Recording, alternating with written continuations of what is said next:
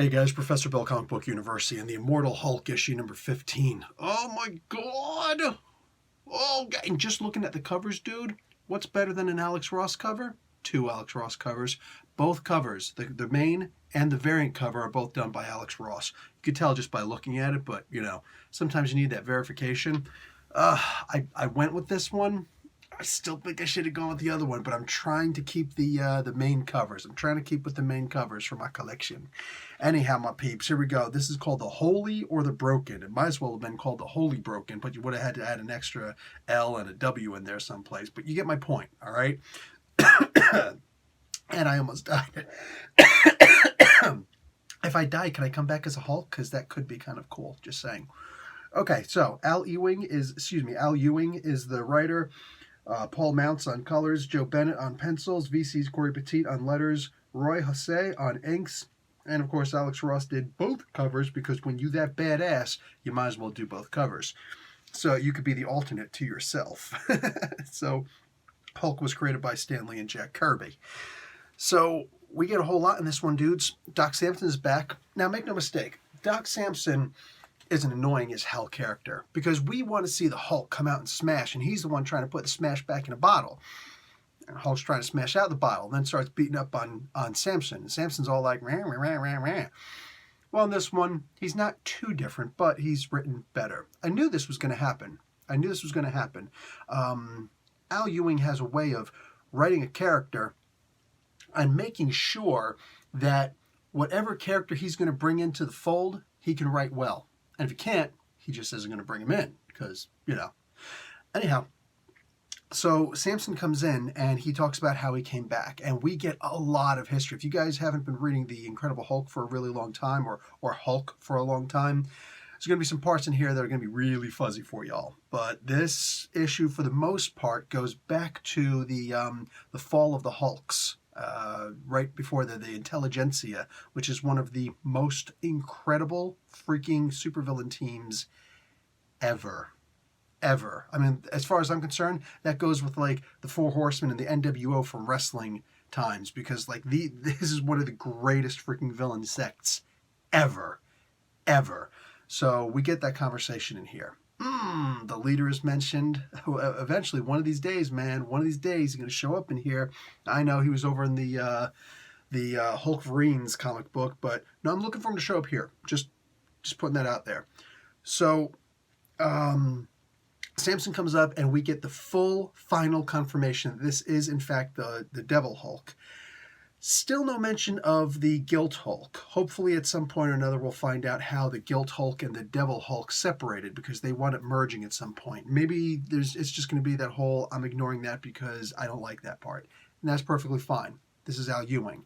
I will pretty much eat up whatever it is that he's selling. If this guy were to bake cookies, I would just eat them, because yes, I know that they're going to be awesome. As long as they're green. We just had St. Patrick's Day a couple days ago. So, we get Doc Samson doing exactly what he was meant to do back in the original days of the comic books. A guy who can psychoanalyze the Hulk, either on a table, which he doesn't do here, or leaping right alongside of him, which he does here, or fighting him up until a certain point where he wants to get his butt handed to him, which is pretty much what happened here. Hulk had a good portion of his brain blown away by Ammo. No, not Ammo. Ammo's a different guy. Bushwhacker, excuse me. What do you call it? And it's cool the way that it played out. It was pretty perfect. Hopefully we find out that he had some special kind of ammo in his cybernetic arm, because, yeah, he was able to blow away the Hulk's head. Just saying.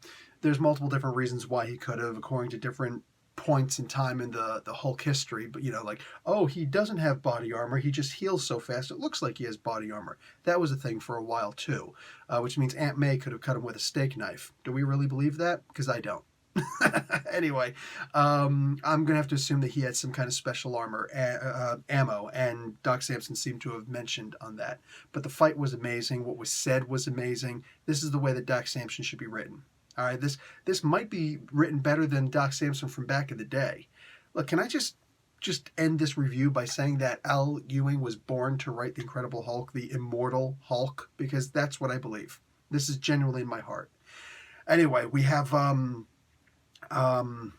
what do you call it? The conversation about this being the Devil Hulk. We get I was kind of hoping in some ways that we'd find out it also had something to do with the Gray Hulk, but that's okay. When that's ready to come out, that'll come out, and I'm almost positive that Mr. Ewing will eventually bring on the Gray Hulk at some point. But we have confirmation that what's her name? The Betty Banner is indeed back to being the Red She-Hulk, or at least we can imagine, because she did leave. Her body did disappear, and Bushwhacker did not take her body. So that was cool. And then we get somebody else came back. We visit a grave site. We visit a cemetery, and a particular grave has been dug up. Which one? Because there are a lot of dead people in the Marvel Universe right now. Several of them who have been touched by the Hulk. Well, you're probably going to have to read the comic book. And to be entirely honest, there might be 4 people who read comic books who don't read the Immortal Hulk. Just saying. I just hope that you guys are buying it, because honestly, if you feel a little guilty me saying this, like, oh, I don't like you throwing guilt on me just because I read comic books for free. That's how comic books go away. And I would hate it somebody. I don't even like it when people check my videos and they click off the ads. Like, dude, thanks. So I do all this stuff for free for you. Appreciate. Yeah, you deserve it somehow. Anyway, yeah, this has got to be one of the best, if not one of the best, the best comic book out right now. It's funny. I know there are a lot of other books that outsell this, but I honestly feel like they don't have any right to outsell this book. This is the best book, in my opinion, on the market today, in print. Man, I feel like Mr. Ewing and Alex Ross and Bennett and just all these guys, I feel like they could make an enterprise on the Immortal Hulk. Best thing on the market today. Where else do you go with a review like that? Professor Bill, Comic Book University. Class dismissed.